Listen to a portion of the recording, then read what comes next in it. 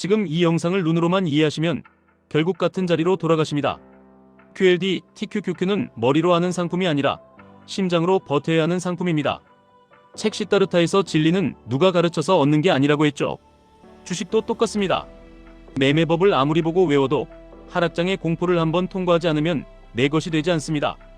상승장의 교만을 한번 겪지 않으면 내 규칙은 종이 위에만 남습니다. 그리고 오늘 제가 꼭 박아드릴 문장이 있습니다.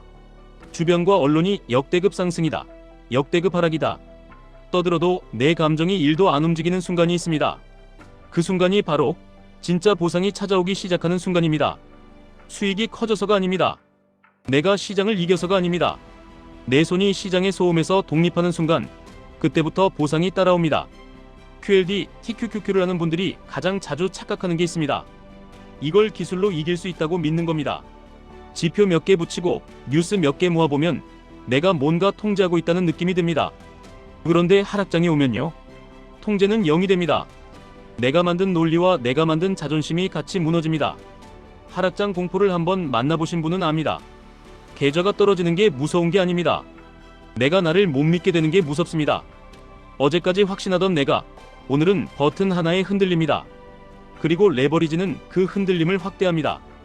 QLD, TQQQ는 수익을 확대하는 도구가 아니라 감정을 확대하는 기계입니다. 그래서 오늘은 매매법을 알려드리려는 게 아닙니다. 매매법을 쓰는 손을 바꾸는 이야기를 드리겠습니다. 눈으로 보는 매매법이 아니라 하락장과 상승장을 통과해도 살아남는 구조를 드리겠습니다. 먼저 아주 현실적인 질문 하나 드리겠습니다. 왜 QLD, TQQQ를 하십니까? 빠르게 가고 싶어서죠. 10년, 20년을 천천히 가는 게 아니라 내 인생의 속도를 바꾸고 싶어서입니다. 그 마음이 나쁘다는 게 아닙니다. 그 마음은 진짜입니다. 문제는 그 마음이 그대로 시장에 들어가면 대부분 같은 패턴으로 깨진다는 겁니다. 하락장에서는 공포가, 상승장에서는 교만이 똑같이 치명적입니다. 하락장에서는요, 공포가 매매법을 지웁니다. 원래 세워둔 계획이 있던 분도 하락장 이틀이면 말이 바뀝니다. 분할로 산다, 현금 쿠션을 둔다, 추세가 꺾이면 멈춘다. 다 맞는 말인데요. 막상 계좌가 빨갛게 녹아내리면 그 말들이 전부 내 말이 아니라 남의 말이 됩니다. 그 순간 머릿속에 남는 건 딱 하나입니다. 지금 손절해야 하나요? 상승장에서는 반대로 깨집니다. 교만이 매매법을 지웁니다. 조금만 오르면 사람은 금방 천재가 됩니다. 내가 분석을 잘해서 오른 것 같고, 내가 타이밍을 맞춘 것 같고, 내가 시장을 읽은 것 같습니다. 그때부터 비중이 늘고 현금 쿠션이 줄고 매수 기준이 느슨해집니다. 그리고 딱 한 번에 급락이 오면 그동안 쌓인 교만이 청구서로 돌아옵니다. 그러니까 QLD, TQQQ의 본질은 이겁니다. 매매법 싸움이 아니라 인간의 본능 싸움입니다. 시타르타가 배운 것도 지식이 아니라 통과였죠. 주식도 똑같습니다. 공포를 통과한 사람만 공포를 다룰 수 있고, 교만을 통과한 사람만 교만을 다룰 수 있습니다. 그럼 통과는 하되 살아남아야 합니다. 계좌가 파괴되는 체험은 아무 의미가 없습니다. 트라우마가 됩니다. 그래서 구조를 먼저 잠가야 합니다. 구조가 있으면 하락장이 와도 학습이 되고, 구조가 없으면 하락장이 와도 파괴가 됩니다. 1. 기준을 바꾸십시오. QLD, TQQQ 차트로 의사결정하지 마십시오. 기준은 항상 본주입니다. QLD, TQQQ는 결과물이고 QQQ가 원인입니다. 원인을 봐야 공포가 과장되지 않습니다. 하락장에서 레버리지 차트를 보면 세상이 끝난 것처럼 보입니다. 그게 레버리지의 심리적 감정입니다. QQQ를 기준으로 보면 내가 지금 무엇을 견디고 있는지 그림이 단순해집니다. 2. 현금 쿠션은 매매법이 아니라 생존장치입니다. 현금이 없으면 하락장은 공포가 아니라 강제청산이 됩니다.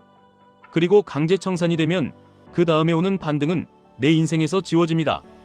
현금 쿠션은 수익을 줄이는 게 아니라 반등을 내 것으로 만드는 장치입니다. 얼마나 둘지는 정답이 없지만 원칙은 있습니다. 내가 추가 매수할 수 있을 만큼은 반드시 남겨둬야 합니다. 3. 분할 매수는 말이 아니라 문장이어야 합니다. 분할 매수는 다들 합니다. 하지만 대부분은 분할이라는 말로 그냥 더 사고 싶을 때 사는 걸 포장합니다. 진짜 분할은 문장으로 박혀 있어야 합니다. 예를 들어 QQQ가 21선 아래로 내려오면 1차, 51선 근처면 2차, 공포가 과장될 때 3차. 숫자는 바뀌어도 좋습니다. 핵심은 문장으로 고정하는 겁니다. 문장이 없으면 그날의 감정이 기준이 됩니다. 4. 매도는 도망이 아니라 호흡입니다.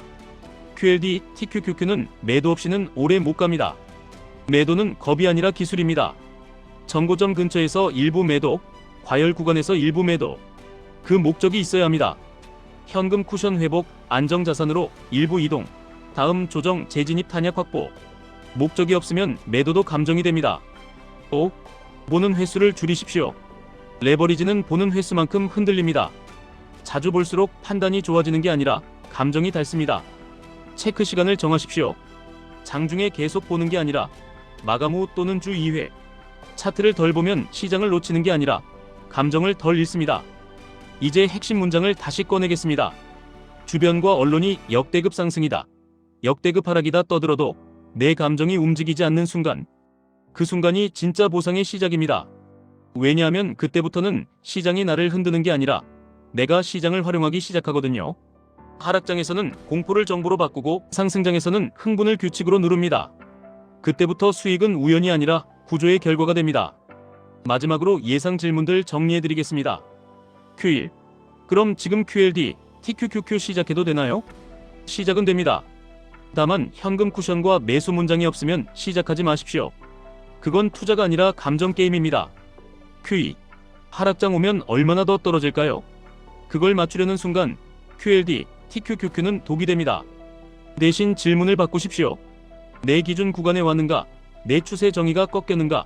내 현금 쿠션이 살아있는가? Q3. 상승장에서는 끝까지 들고 가야 하나요? 끝까지 들고 가는 사람도 있습니다. 하지만 그 사람들은 구조가 있습니다. 비중이 과하지 않고 현금이 있고 일부 매도로 호흡합니다.